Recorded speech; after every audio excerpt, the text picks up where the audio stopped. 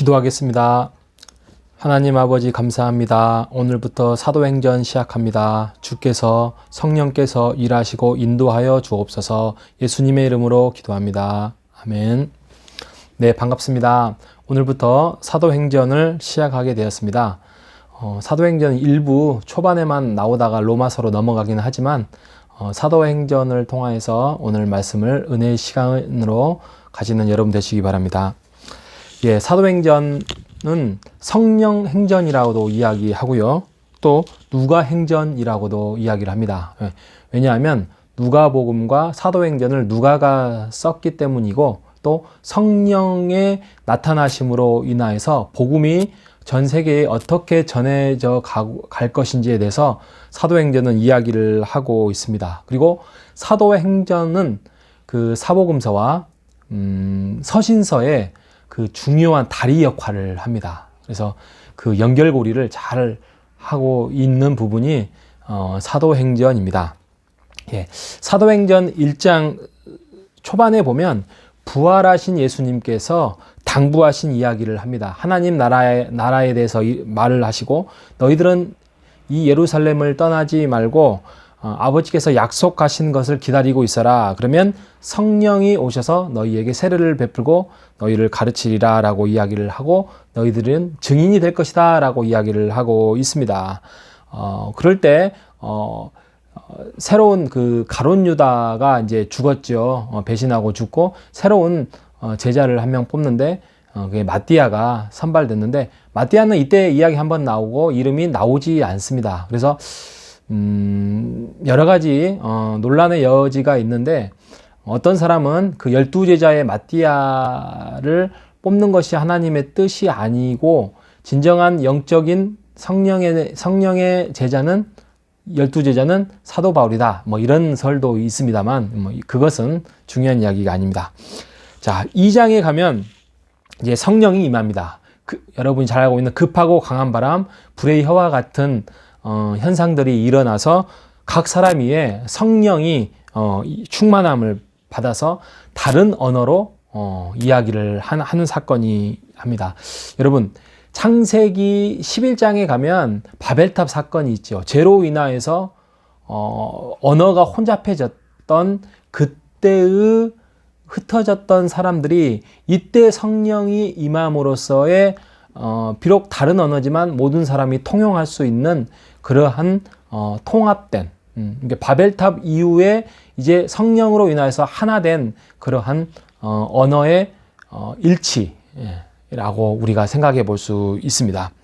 그래서 이게 요엘서 2장 28절에도 미리 예언되어 있었습니다. 우리가 찬양에도 알고 있었지만 말세에 영으로 너희들에게 부어주실 것인데 자녀들은 예언할 것이요 젊은이들은 환상을 보고 늙은이들은 꿈을 꾸리라.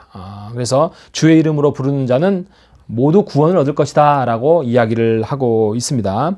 그래서 2장 37절 이후에는 교회의 탄생 배경을 이야기를 하고 있습니다. 그래서 성령의 선물을 받고 세례를 받고 가르침을 받아서 함께 교제와 떡을 뗐다라고 이렇게 교회의 시작을 알리는 이야기를 하고 있고요. 2장 43절에 가면 이제 신약교회의 탄생이 시작됩니다. 그래서 사도들로 인하여서 여러 가지의 기사와 표적이 이루어졌고 그들로 인하여서 놀라운 어떤 그 반응들이 뭐 물건을 함께 통용하고 나누고 재산과 소유를 함께 팔아서 마음을 같이 하여 성전에서 가르침을 받고 음식을 같이 나누며 모이고 하나님을 향해서 경배와 찬양을 드렸다. 그리고 그 수는 점점 부흥하며 더하여 갔다라고 이야기를 하고 있습니다.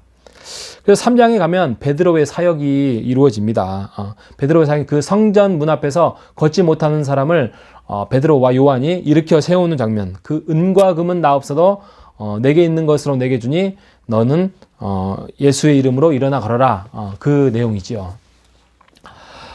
그리고 베드로가 11절에서 26절에 걸쳐서 이제 유명한 설교를 하게 됩니다. 여러분 베드로가 어떤 사람입니까? 베드로가 예수님과 함께 3년 동안 동행하면서도 예수님을 알지 못하고 얼마나 다혈질이고 분노적이고 무모한 행동들을 많이 했습니까? 또 막판에 가서 예수님이 잡혀 돌아가시는 그날까지 부인하며 도망간 사람이 베드로였습니다. 그런데 베드로가 변했습니다. 그의 설교를 한번 11절에서 3장 11절에서 26절을 한번 잘 읽어 보십시오. 그러면 하나님의 말씀을 거부한 자들은 너희들인데 너희들은 그 하나님의 아들 예수 그리스도를 십자가에 죽였다.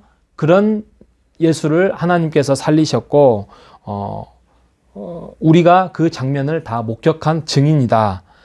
이 일로 인해서 구약의 선지자들이 미리 예언을 하셨고 너희들은 순종하지 않았고 그러므로 지금이라도 너희들은 회개하고 돌이켜서 죄사함을 받으라 라고 이야기를 하고 있습니다. 그리고 영원전에 모세, 아브라함 선지자를 통하여서 예수를 보내시려고 계획하셨고 너희들이 그를 믿는다면, 따른다면, 순종한다면 너희들은 천국 백성이 될 것이고 하나님의 자녀가 될 것이요 하나님의 가족이 될 것이다 라고 이야기를 하고 있는 것입니다.